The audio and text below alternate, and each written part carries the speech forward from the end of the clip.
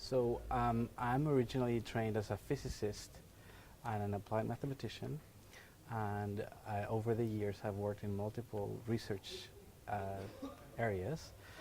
And in recent years, I've been interested in the spread of infectious diseases and how to bring novel data sources into the picture as a means to understand the complexity Sure. of the transmission and disease incidence. Right. You mentioned novel data sources. How accurate is this quantitative analysis in providing reliable information on disease transmission? Right. So we've learned a lot in the past 4 or 5 years, and we've gone from qualitative, meaning just the timing, sometimes the location, to being able to accurately estimate the state of the system. In this case, the the percent of the population affected by a given disease. Our experience producing accurate estimates in the population is specifically with flu right now. We're hoping to extend our work in diseases like dengue. We have some preliminary work around chikungunya, Ebola, looking at news alerts, Google searches, Twitter, electronic health records. By the impression, you're looking at real quantitative data. Yes. Is there sometimes a risk if we just use quantitative data to infer novel policies, or do you feel that we should take more of a multidisciplinary approach? Or Right. Well, it's a great question.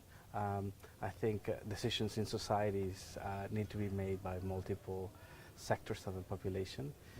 Definitely having accurate or quantitatively effective ways to monitor what's going on in our societies is important to inform the group of people who are in the process of making decisions. Sure.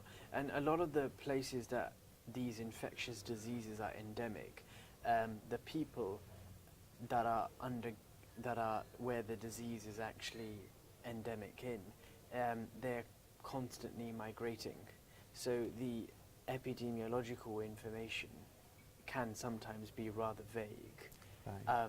So how do we actually predict this sort of information? Are we making predictions, or is it genuine quantitative data?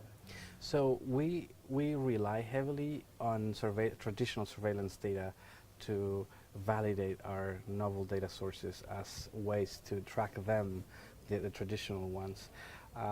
But one of the beauties of bringing data, say, from mobile phones, is that you can in fact track people, and you could build maps about like migrations of population, large gatherings of people, for example, that could be places where a lot of disease transmission could take place.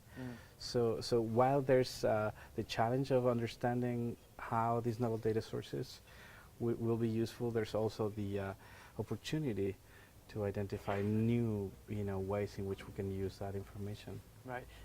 How successful has social media been in tracking and predicting infectious diseases? Right. So we have shown in certain cases that say services like Twitter can be a good social thermometer to track flu. Google searches as well. Google searches not only in flu but also in dengue. And news alerts, that you can classify and read carefully by human eyes. Those can also be very useful. So the combination of all of them, and eventually also crowdsource systems where people self-report that they're sick, in the absence of a traditional agency to gather the information, may be good ways in which we can learn about the disease dynamics in a given location, even in the absence of traditional clinically based surveillance systems. Sure. And what sort of interaction currently exists with the global health climate between modelers and public health practitioners? So I would say that it's gradually increasing. We have multiple partners working for the Centers for Disease Control or Okay. for the World Health Organization. So we constantly ask them what would be useful to them, and we constantly also let them know the limits of what we do. And so we're slowly, improving our relationship in a way that what we do is useful for them, and also, that they also understand the limitations that may come from our approaches, but also the value. A key factor that's been constantly reinforced in today's talks is that we have to, kind of foster and facilitate a multidisciplinary approach. I mean, in terms of collaboration, is there anyone in particular that you would potentially, as a mathematical modeler, like to collaborate with in the near future so we can meet and exceed the Sustainable Development Goals? Yes, so I think for us it would be important to see the whole process, connecting the dots between just our understanding of the system and seeing how that information could be used to save lives. That's the bottom line. So definitely working with people directly, and that's one of the beauties of, say, mobile phone technology, that our information could be displayed in their phones while they're helping actual people on the ground, and they could feed back onto us, and then we could calibrate our understanding and the impact of any intervention.